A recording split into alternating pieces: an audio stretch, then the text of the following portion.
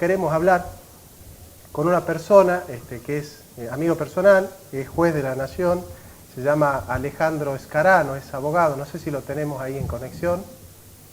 Hola Alejandro. Hola Jonathan, hola a toda tu audiencia y gracias por permitirme participar. Una pequeña aclaración, no soy juez de la nación, Claro, soy de la provincia de Santiago del exacto, Estero.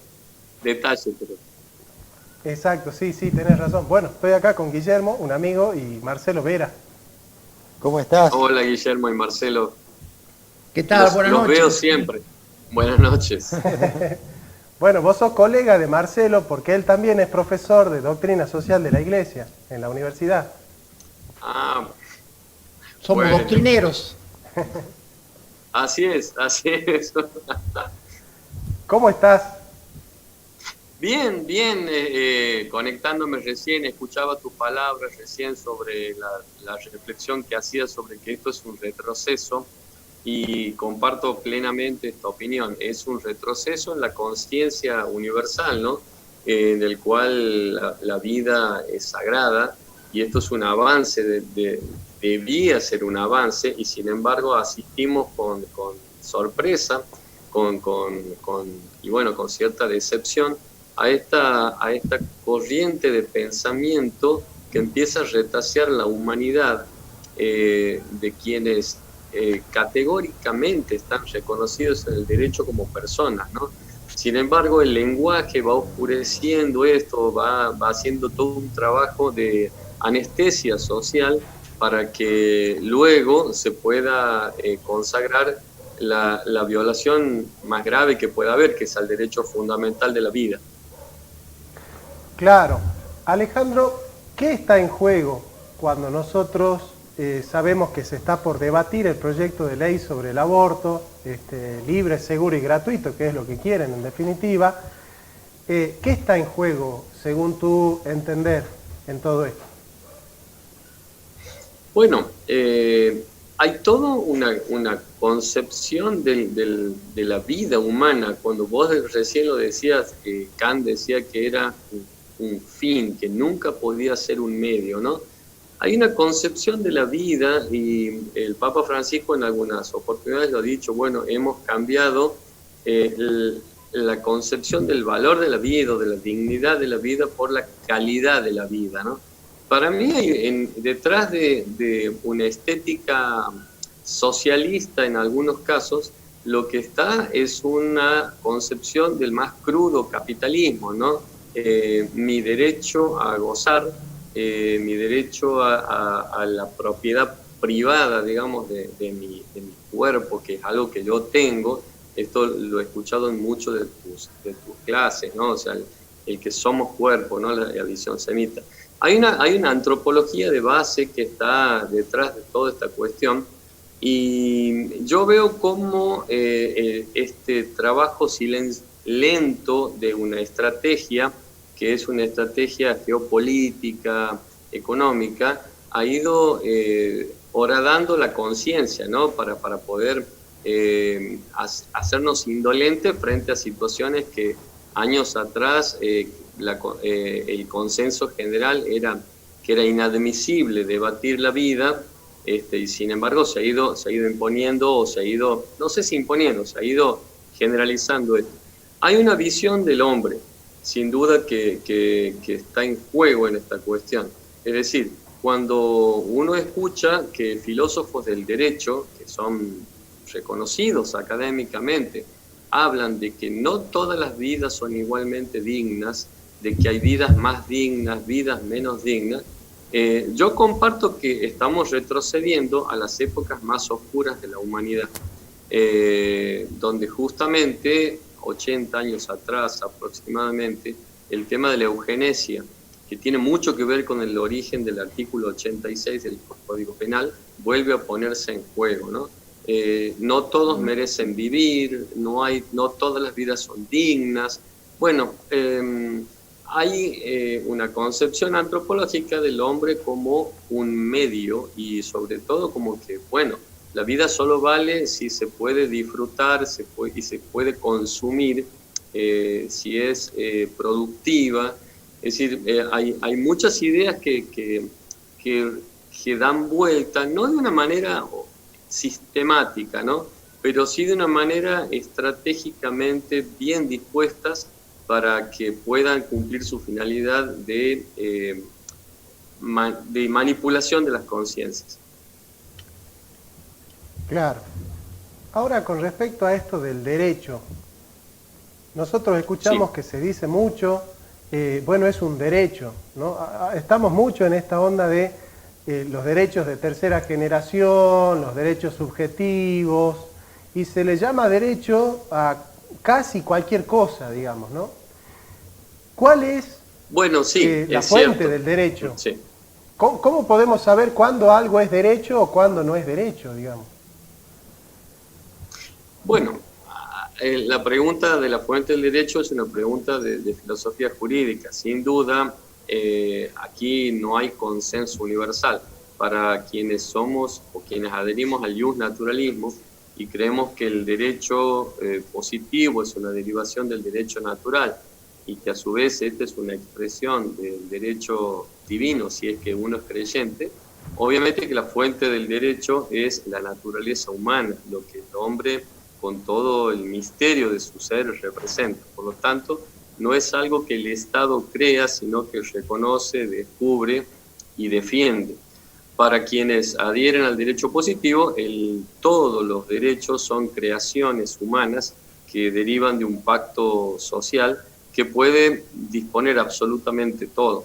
En este sentido, lo que sí hay que decir, y esto me parece que técnicamente hay que decirlo con todas letras, desde cualquiera de los puntos de vista, es decir, ateniéndonos incluso al derecho positivo actualmente vigente en la Argentina, el aborto no es un derecho, por más de que el discurso lo haya instalado en estos términos. No lo es.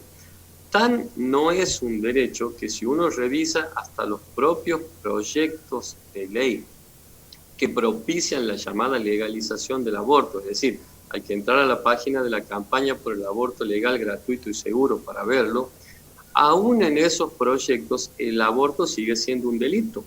Es decir, no derogan el delito del aborto, solo que lo reducen a un punto tal que se vuelve un delito, digamos así, ¿cómo podría decir? Meramente ilusorio, porque casi nadie podría ser penado por el aborto, excepto que lo hiciera en contra de la voluntad de la mujer. Es decir, que desde el punto de vista del derecho, hay que decirlo con mucha claridad, no hay en el derecho positivo argentino vigente hasta el día de hoy un solo artículo que diga que el aborto es un derecho. Sí hay jurisprudencia, que es otro tema para hablarlo e incluso muy extenso, el famoso fallo FAL, etcétera, que es que tiene un razonamiento que creo que es un catálogo de falacias en este sentido, que termina diciendo que sería un derecho, pero bueno, es para analizarlo en otro momento, la exégesis de ese fallo. Pero hoy, desde la norma vigente, no solo no es un derecho, sino que claramente es un delito. E incluso sigue siendo un delito en los proyectos, ¿no?, de ley que la misma campaña por el aborto legal, gratuito y seguro presenta. Sí. Perdón, Alejandro, te quería hacer una pregunta muy puntual. Sí. En ese caso, una apreciación y una pregunta. Yo lo que veo es que cuando ya pierden la batalla biológica, tienen que salir con, o sea, la batalla biológica, ¿en qué sentido? En que ya no pueden negar que hay vida dentro de el vientre de la mujer, ya porque ya es muy evidente, van por estas ideas de progresividad de la vida. Entonces a mí me parece que sería muy interesante poder analizar, ¿no? O sea, que es necesario ya librar de lleno la batalla jurídica, o sea, teorías jurídicas que avalen que esa vida que está, que sí es vida, no es una persona. Bueno, eso me gustaría saber cuáles son estas teorías que manejan ellos jurídicamente para poder de alguna manera fundamentar, ¿no? La legalización del aborto. Bueno, la pregunta es muy interesante porque la teoría es una palabra muy ambiciosa para llamar a lo que sostienen esto. Verdaderamente no hay teorías propiamente dichas. Lo que hay son relatos, hay discursos, hay estrategias, pero teorías no. ¿Y por qué digo esto concretamente? Nosotros hoy en el derecho, si uno quiere hacer como un pantallazo de lo que hoy está pasando en el mundo jurídico, tenemos una paradoja que es de lo más extrema. Por un lado, el mismo arco ideológico que sostiene la legalización del aborto, y uno puede dar nombres precisos en esto de constitucionalistas, penalistas, movimientos. Por un lado sostienen los derechos del animal no humano. Han sido famosas los amparos que se han hecho para defender una chimpancé del zoológico de Buenos Aires y otras especies, para las cuales son postuladas, digamos, incluso como sujetos de derecho. En la obra La Pachamama de Zaffaroni aparecen directamente así, ¿no? Otros hablan de personas no humanas. Bueno, hay toda una corriente. Es una paradoja. Y por otra parte, justamente a esta civil no deja lugar a dudas, o sea, no distingue, no dice si es vida y después la progresiva. No hay una teoría que sostenga esto verdaderamente. Lo que hay son discursos, y en el derecho argentino no hay grados de persona, no hay niveles de persona. La persona humana es o no es, y es desde la concepción. Pero se utiliza una figura que es la siguiente. Todos nosotros como sujetos tenemos dos tipos de capacidad, desde siempre, esto es clásico, digamos, que es la capacidad de derecho, que es la capacidad de adquirir derechos, y otra, la capacidad de ejercer los derechos. Esta segunda sí es progresiva, cualquiera lo sabe y lo entiende. O sea, un niño de 3 años puede recibir la donación de una casa, pero no puede disponer de ella, no puede venderla, no puede ejercer ese derecho, pero lo tiene. Un niño por nacer en nuestro sistema puede también recibir la donación de un inmueble, de un bien, etc. Es decir, es sujeto de derechos. Es más, para el sistema argentino tiene representantes, tiene quien represente ese derecho. O sea, es persona, y es persona humana en toda su amplitud. Lo que obviamente no puede es ejercer ese derecho, y no lo va a poder ejercer hasta incluso después de nacer, porque tendrá que cumplir la mayoría de edad y otras. Bueno, y ahí sí hay una progresión, pero no en el ser persona o en el ser humano. Estos discursos que uno ha escuchado hasta el cansancio dicen que, bueno, hay una especie de autonomía progresiva, que bien, sí, eso sí, pero eso no significa que haya una evolución de la jerarquía humana. O sea, el ser humano es a partir de la concepción, artículo 19 del Código Civil, que es muy nuevo. O sea, el Código Civil es del año 2015, el actual, no es de 2 siglos antes, ¿no? Así que en este sentido no hay una teoría. Cuando uno busca y dice, bueno, lo que pasa es que parten de otra antropología, en realidad no encuentra un sustento, pero sin embargo encuentra un discurso permanentemente sostenido sobre este tema. Pero yo sí lo puedo decir categóricamente, no es que aquí hay dos visiones del derecho. Lo que hay es un discurso netamente ideológico que justamente viola un montón de principios y de normas interpretativas del derecho. Alejandro, una pregunta. ¿No pareciese que se está introduciendo la concepción de la ley como acto de la voluntad del hombre, más que como un producto del racionamiento, un ejercicio de la razón práctica? Porque Si uno ve en el tema del aborto, los argumentos son ampliamente de extremo a extremo y en gran profundidad a favor de la vida siempre. Sin embargo, quienes sostienen la posición del aborto manifiestan no argumentos, sino decisión. Esto se va a hacer porque es así, es el deseo, es la voluntad. O sea, no se está introduciendo en esto, esa es la pregunta, una concepción del derecho por la cual la ley es más bien un acto de la voluntad y no un acto de la razón práctica. Bueno, es cierto lo que dices en este sentido, de que, pero esto, a ver, hay que distinguir en esto para mí dos elementos, ¿no? Toda ley es un acto en definitiva de la voluntad y por lo tanto un ejercicio, digamos, en este sentido, de la prudencia del legislador. Es decir, que si uno toma las leyes argentinas, la inmensa mayoría son actos de determinación prudente, es decir, no son actos que reconozcan derechos fundamentales, eso está en la Constitución, en las garantías, ahí sí hay un acto como de reconocimiento, lo que se llama la parte dogmática. La mayoría de las leyes son actos de la voluntad, pero aquí viene la gran distinción, que me parece que son dos cosas. Primero, cuando hablamos de lo fundamental, ya no hablamos de actos de voluntad creadores, o sea, ahí hablamos de reconocimiento. La persona humana, el ser humano, la libertad, no son actos de creación de la legislación, sino del reconocimiento, por un lado, ¿no? Esto está bien, yo admito que aquí está la teoría naturalista en esto, ¿no? Pero fundamentalmente, hasta los jus positivistas reconocen que la ley no es un mero acto de creación, sino reconoce incluso valoraciones sociales vigentes, como en Cosio o en otros autores. Ahora, para el caso puntual que estamos tratando, toda la ley se interpreta desde un punto de vista sistemático. ¿Y esto qué quiere decir?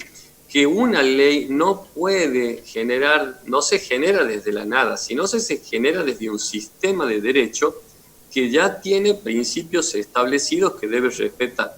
¿Por qué digo esto muy concretamente? Porque para la Academia Nacional de Derecho, la ley que establezca el aborto legal no puede dictarse sin antes reformarse la Constitución Nacional. Es decir, la Academia Nacional de Derecho ha dicho, miren, si ustedes quieren legalizar el aborto, solo pueden hacerlo reformando la Constitución. Y entre otras cosas, porque no es la única, sacando el artículo 29, sacando el artículo 75, inciso 22, que es la que establece, entre otros, el Pacto de San José de Costa Rica, que en el artículo 4 establece esto. O sea, no es que el legislador, aún tomando el positivismo más clásico, no puede una ley generarse desde la nada, sino que se genera desde un sistema jurídico. Y el actual sistema jurídico argentino impide, y no es una opinión ya religiosa ni tampoco desde una ideológica, es la Academia Nacional de Derecho, nuestra Constitución impide que esta ley sea constitucional, porque contradice clara y expresamente preceptos inequívocos de la Constitución. Claro, Alejandro, vamos a introducir vamos a tratar de ver si es que hay algunos mensajes, llamadas telefónicas o algo. Adrián.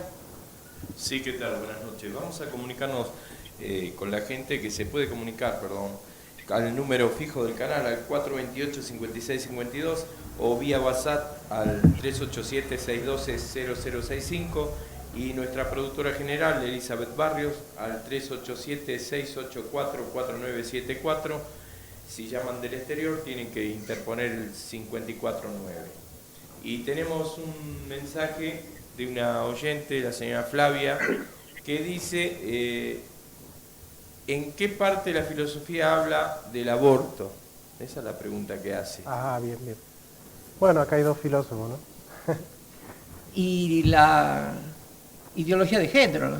Los teóricos de género son los que están propulsando y fogoneando el abortismo en la cultura de las sociedades. Hace poquito, 3, 4 días, Judith Butler, a raíz de la pandemia, defendió el aborto. O sea, vinculó algo que es de salud con algo que es la muerte. Y realmente no parecía ser una filósofa, parecía ser una militante de pañuelo verde. Y es interesante porque, claro, ahora con todas las medidas que se están tomando son para defender ¿qué? La vida de las personas. Es que en realidad yo pienso que hay que, porque lo que ellos dicen, Alejandro, y por ahí es preciso ser claro con el lenguaje en esto, porque si uno deja abiertas muchas puertas, por ahí no es clara la cosa. En realidad, la vida no tiene derechos. La vida es un hecho, no es un derecho. Hay vida. El hombre tiene derechos, ¿sí? El sujeto de derechos es la persona humana, no la vida, porque vida hay en todos lados, digamos, ¿sí? Nosotros no le decimos que sí a la vida abstracta ni a cualquier vida, ¿sí? Porque incluso el más pro vida se puede comer un asado. El asunto es la vida humana, porque es la persona humana, el sujeto de derecho, y me parece que enfocarlo así es mejor, porque nosotros le decimos sí al ser humano, ¿no? Creo que la pregunta era, ¿qué filosofía? Creo que es la corriente de la ideología de género, el neomarxismo. Sí, claro. Así es. Alejandro, ¿nos escucha? Sí, te escucho. Sí, estaba escuchando atentamente la pregunta, si qué parte de la filosofía trataba sobre el aborto. Sí, todos los filósofos han tratado un poco ese tema, ¿no? Pero en definitiva los que están a favor del aborto son militantes de izquierda, son socialistas en su mayoría. Sí, en realidad yo por lo que he podido escuchar, que esto es como dicen, el neomarxismo, pero de estos últimos años, porque en los 70 el marxismo estaba en contra de esta digamos, del aborto, y lo consideraba una medida imperialista. Esto es lo que escuché de los debates que hubo en el Congreso. En realidad, el tema es que, claro, cuando se pregunta, si, por ejemplo, tomando la pregunta de la oyente, ¿no? Uno de los argumentos que se puso sobre la mesa en el debate del aborto, un constitucionalista de Buenos Aires dijo que no había ninguna dificultad en aprobarlo porque no estaba prohibido en la Constitución. O sea, que la Constitución argentina no menciona la palabra aborto, por lo tanto, no habría dificultad en legalizarlo. Esta es una falacia, obviamente, porque la Constitución no es el Código Penal. La Constitución lo que consagra son los principios, los derechos fundamentales, y ahí sí está claramente consagrado el derecho a la vida. No solo está consagrado, sino que está en un artículo que es único en la Constitución, porque declara como infames traidores a la patria a los miembros del Congreso de la Nación que otorguen facultades al Ejecutivo por el cual la vida de un argentino quede a merced de una persona. Entonces, es difícil encontrar en la Constitución otra norma con tanto énfasis en la condena, porque esta tacha de infames traidores a la patria no es algo que se lea en la Constitución en otra parte, ¿no? Entonces, decir que la Constitución no prohíbe el aborto es una grosería jurídica, sin ninguna duda. Yo creo que lo que la filosofía y el derecho y digamos, el pensamiento en general siempre han partido del presupuesto que la vida humana, como bien lo decías vos, no la vida en sí, la vida vegetal, la vida animal, sino la vida humana es sagrada, que la vida humana, como decía, digamos, la persona en sí es un fin, y por lo tanto su vida, que es el soporte de toda su dimensión personal, no puede ser dispuesta por otros. Y esto la Constitución lo remarca en el artículo 29 de una manera que no se encuentra en otro texto, ¿no? Por eso es que lo que uno encuentra es la defensa de la vida, la consagración de la vida como algo no disponible para el poder de manera arbitraria. Entonces, obviamente, tampoco la Constitución en ninguna parte dice que condena la violación. En última, condena la violación de la correspondencia, del domicilio. Por lo tanto, con ese criterio podría mañana despenalizarse la violación. Esto es un sinsentido, un absurdo. Lo que la ley consagra, lo que la Constitución consagra son los principios fundamentales, de los cuales surge, por una simple deducción, toda la normativa que protege esos principios, ¿no? Y por ende, por ejemplo, mientras la propiedad esté consagrada en la Constitución, el robo, el hurto, la estafa y todos esos van a seguir siendo delitos. Así que bueno, esto es lo que pasa. No es que la filosofía se dedique a trabajar sobre el aborto, obviamente, como dicen bien, esta es una temática muy contemporánea de estos grupos ideológicamente marcados y extremos. Pero no hay duda que en el pensamiento occidental, que en el derecho, desde que lo conocemos, estos principios estuvieron siempre vigentes y nunca fueron discutidos, ¿no? Hasta ahora, en donde, para nuestra sorpresa, tenemos que estar fundando y escuchando lo obvio, digamos, ¿no? Que decir, ¿cómo que no hay vida? Aparte, es una cuestión científica. La ciencia ha determinado claramente qué es la vida, cuándo comienza, cómo es, y hoy no se puede discutir esto. Pero en ese sentido, Alejandro, filosóficamente hablando, yo voy a retomar algo que acá se dijo en la mesa, que es el voluntarismo, porque como fundamento muchas mujeres pretenden que la vida humana empiece cuando ellas lo deciden. Cuando ellas deciden cursar el embarazo, ahí es cuando va a ser mi hijo y eso va a ser una persona. Si no, de otro modo, va a ser un quiste y yo me lo puedo ir con una pastilla y sacar, o con una operación. Esa es la diferencia, creo yo, en ese sentido, de tomar al voluntarismo en el extremo de lo que yo decido si esa persona, si lo que tengo adentro va a ser una persona o es una persona o no. Y ahí creo que encontramos, digamos, de alguna manera un fundamento filosófico, que esto viene ya de Duns Scoto, ¿no? De los medievales, digamos, en esta dicotomía con Santo Tomás.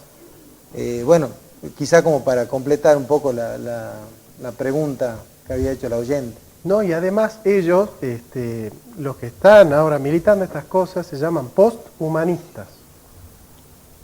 Y es clarísimo, ¿no? Postfundacionalistas, ¿no? ¿En qué sentido? En que ellos ya no están pensando en la dignidad humana como eje del derecho, ¿no? O sea, ¿por qué yo puedo defender las ballenas, la vida de las ballenas, y estar a favor de la muerte de los niños por nacer? Y porque las ballenas son más útiles para mí, porque me gusta verlas, son un paisaje, y el niño en la panza es un obstáculo a mi vida libre. Entonces el criterio está siendo utilitarista, de alguna manera, y son claramente posthumanistas. Y es que la corriente neoutilitaria, Peter Singer, son los que están avalando filosóficamente las desproporciones, en avalar, proteger la vida de un cerdito, que es mucho más valiosa que la vida de un anciano que ya está desahuciado. Abiertamente lo manifiestan. Así es.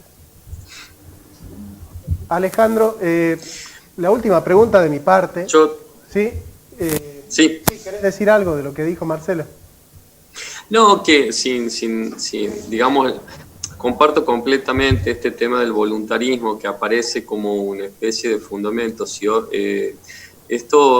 Bueno, ustedes son los filósofos, yo toco de oído en esto, pero evidentemente sí advierto una visión psicologista está en este tema, ¿no? O sea, esta que dice, bueno, en definitiva, no son, digamos, que uno ve, a ver, primero esta cuestión del deseo, no solo la voluntad, sino si yo deseo, si lo deseo es humano, si lo deseo tiene derechos, y si no lo deseo, bueno, puedo eliminarlo, ¿no?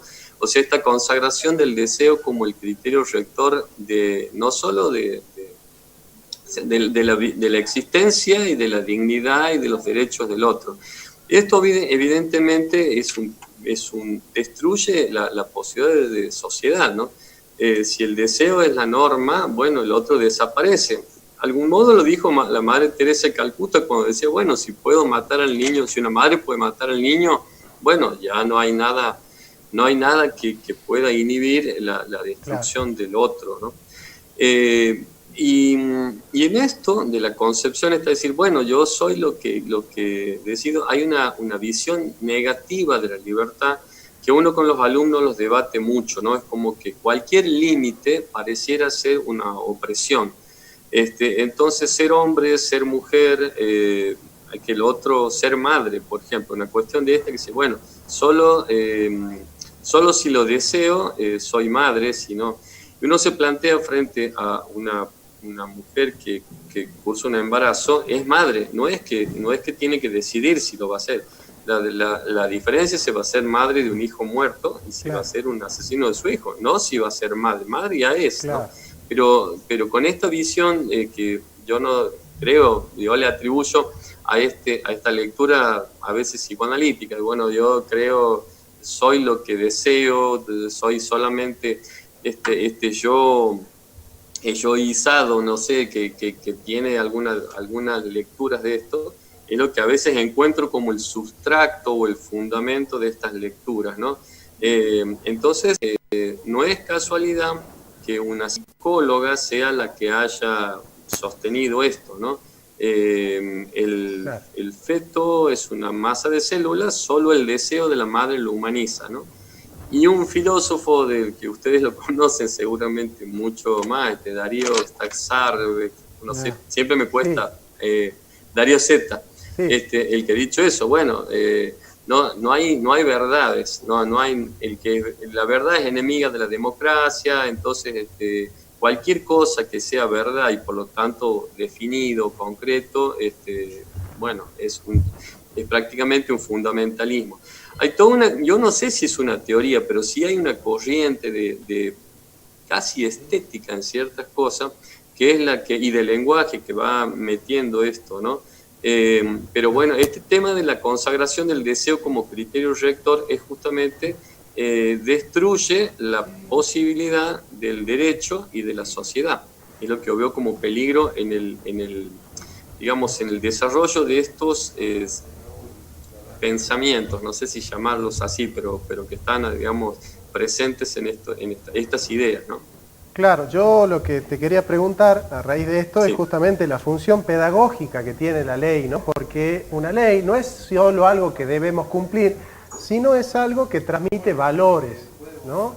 Y yo creo que instalar este valor de que, bueno, si a mí me es útil, yo respeto este derecho, si no me sirve, no lo respeto.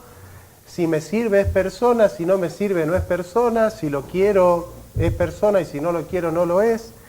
Me parece que es peligroso no tanto en lo que promueve ahora, sino en lo que está sentando como precedente para futuro, ¿no? Es decir, que la vida humana va a estar disponible para que aquellos que disponen de ella le otorguen o no le otorguen el valor debido. Totalmente de acuerdo en este sentido. Es tan peligroso lo que se discute, es tan grave lo que se discute, que con todas las letras hay que decirlo. Si la ley que se propone autoriza a abortar un niño hasta los 9 meses, hay que leerla entera, hay que leerla, no, eso de las 14 semanas es una estrategia que se pone al principio, pero autoriza a abortarlo hasta los 9 meses. Y no hay ningún argumento, es decir, por lo cual, si se lo puede matar a los 9 meses, no se lo pueda matar después. O sea, no hay. ahí caemos en el voluntarismo que decían recién, solo Exacto. porque la ley lo autoriza. Alejandro, Ahora, perdona, antes, sí, tenemos una llamadita, atendemos la llamada y continuamos. sí, Esperando. bien. Buenas, ¿cómo le va? Hola, Carlos, ¿Qué tal? Carlos, ¿qué tal? ¿qué tal? ¿Puedo llamar? Mira, yo como oyente o como televidente que estoy viendo, y como no estoy, digamos, involucrado con ustedes, porque ustedes, claro, tienen que tener sensatez, ser liviano para hablar, pero yo como televidente, como un ciudadano, te puedo decir que el aborto para mí es lisa y llanamente un asesinato de un ser viviente, porque es viviente desde el momento de la concepción, ¿no? Entonces, si se sacara la ley del aborto, tendríamos asegurado, pongamos en mil mujeres embarazadas, por ejemplo, tendría asegurado el asesinato de 1000 chicos. Y moriría 1000 personas seguro. Y si fuera que esto no se da, digamos, este asesinato, esta ley, entonces tendríamos casi 2000 vidas aseguradas, que es lo que tendría que ser. Otro tema también es, supongamos que yo fuera médico, no me pueden obligar, ni puedo tampoco perder mi trabajo, ni me pueden descalificar por no querer hacer, porque eso es puramente tiene un sentido espiritual muy hondo, muy profundo, y no sé qué más decirte en este momento, pero eso nomás por lo menos. Gracias, ¿no? No, muchas gracias a vos, Carlos. Ya. Bueno, sí, hay una consonancia, ¿no? Pero bueno, en nombre del pueblo, a veces se habla, ¿no es cierto? Y se toman medidas muy antipopulares. Alejandro. He escuchado pedazos de la llamada, no he podido seguirla. Sí, el oyente tocó un tema que no hablamos, que es sobre la objeción de conciencia. Sí. Yo no sé en qué quedó eso, porque había escuchado que iban a flexibilizar un poco porque fue un tema muy controvertido. No sé qué estrategias quieren tomar ahora. No sé si vos tenés idea, Alejandro, de eso. Bueno, todavía es un proyecto, y esto cuando se presentó en el 2018 en diputados, ni siquiera mencionó la posibilidad de la objeción de conciencia. Lo cierto es que desde ese momento hasta hoy nosotros tenemos un médico ya condenado en este momento por haberse, ni siquiera por haberse negado a realizar un aborto, porque el caso de Rodríguez Lastra, que es el caso emblemático, no hubo un pedido de aborto. Directamente Rodríguez Lastra lo que hizo fue sanar a la mamá y salvar la vida del hijo. En ningún momento se negó a realizar. Encontró sí un aborto en curso, una mujer que le habían dado una sobredosis de pastilla de misoprostol. Es decir, que por un lado las normas que se establecen, sé que en la reforma que se mandó al final, en la discusión, establecía un derecho muy retaseado, pero muy, digamos, estricto y restringido de objeción de conciencia, que tenía que ser anticipado, que podía ser en un sentido y no en otro. O sea, fíjense que esta paradoja de que alguien que se declara objetor de conciencia podía después cambiar de opinión y ser abortista, pero un abortista nunca más podía ser objetor de conciencia, con lo cual se admitía solo en un sentido el cambio y en el otro no. Claro. No obstante, el discurso que uno ve instalado por los que representan esta posibilidad son totalmente violentos e irrespetuosos de la objeción de conciencia. La consideran un delito en el ámbito de la salud pública, como un delito de incumplimiento de los deberes de funcionario público. Establecen que si no hubiese otra persona dispuesta a hacer la práctica abortiva, deben realizarla igualmente, porque hay que garantizarla la práctica abortiva, sea como sea. Bueno, más y otros detalles que tiene la ley en cuanto a los términos, que no son objeto de la pregunta ahora, pero quiero decir, La objeción de conciencia es una evolución del derecho que respeta justamente la intimidad y la libertad personal de pensamiento, de culto de cada persona, y por lo tanto es un avance del derecho.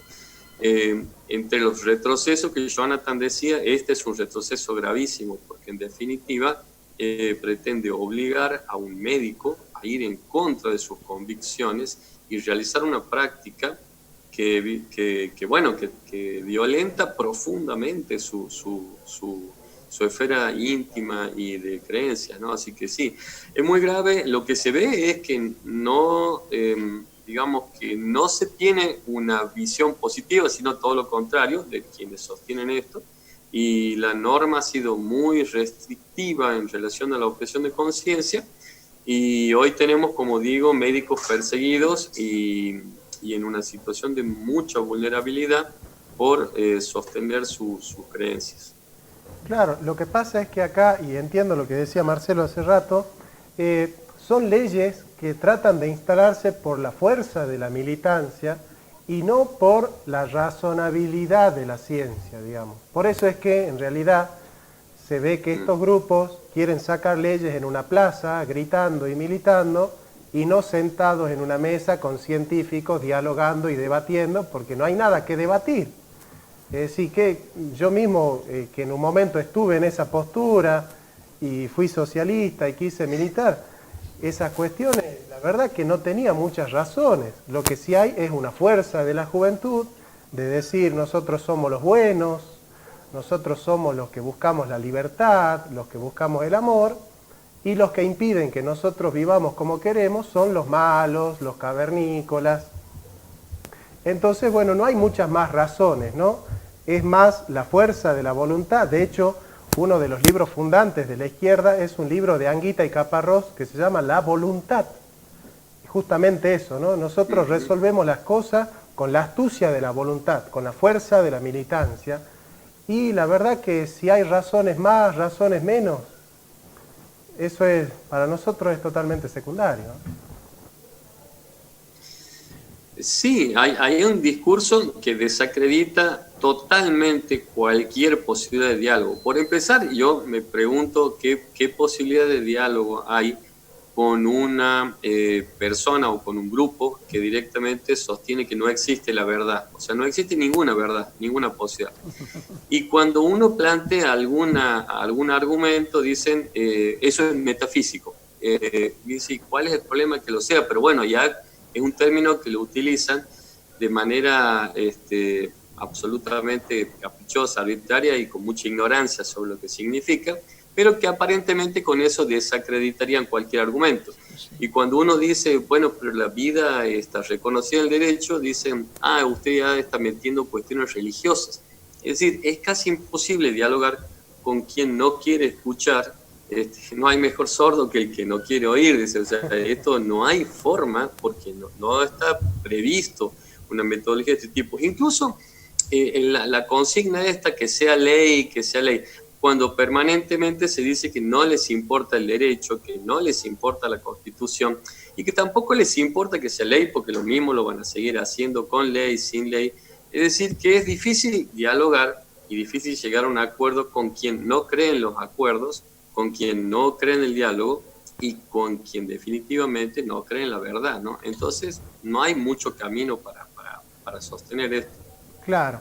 Bueno, Alejandro, la verdad que ya no tenemos tiempo para hacer ninguna otra pregunta, tenemos que ir cerrando, pero bueno, queremos agradecerte mucho por haber estado, por haber respondido todas las preguntas, con mucha predisposición, y bueno, ojalá que haya sido la primera y no la última vez que nos conectamos. Te mandamos un fuerte abrazo. Bueno, muchas gracias a ustedes. Un gusto para mí también, Un abrazo, Jonathan, un abrazo muchas para gracias. todos.